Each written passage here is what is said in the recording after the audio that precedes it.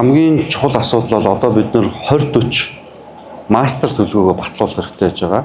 За 2040 мастер төлөвлөгөөн дээр бол Улаанбаатар хотын хатуу дид үтцүүд бол дижитал суугчлал шилэн кабелүүдийг бол хүргэнэ гэсэн юм зорилттой. 2040 ерхий төлөвлөгөө батлагдсны араас 14 хот руугаа хуваагдах хэсэгдсэн ерхий төлөвлөгөөнүүдийг хийгдэнэ.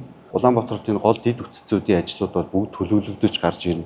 Улсын их хурлын намрын чуулга эхэлсэн. Одоо бид нар 2040-ыг бол эхлээ батлуулаад эх жил бид нар бол хэсэгдсэн төлөвлөгөө гэж. Мэдээлэл захин холбоо мэдээлэл инновацийн яам маань өөрөө төрийн хэлдэг зарим функцүүдтэй авчдаг. Хотын иргэд дээр очиод байгууллага дээр очиод юм шийдэх гэхээр эн чинь нэг юм барилга дотор ус цахилгаан, интернет, бохор ус, нийтийн эдэлбэр талбайг цогцоор шийдэх хэрэгтэй болоод байдаг. Тэнгүүд 5-6 яамтай хамтарч ажиллаж зарим чиг үүргэн нийслэл дээр байгаад зарим яам дуруу байгаад ийм асуудлууд бол байгаа.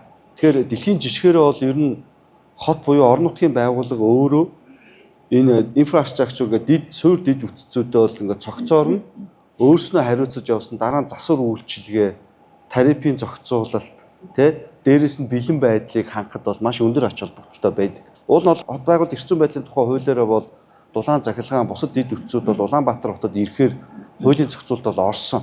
Гэвч өнөөдөр бас иржиж эхлэх байгаа. Тэгэхээр энэ асуудлуудыг эхлээд зэгцэлж иж нэг бодлогоор нийслэл энэ дид үтцүүдэд явахгүй болохоор яг үндэ ингээд өөр яамдуудтай ингээд ажиллахаар дундаа ингээд үлдчихэд байдаг.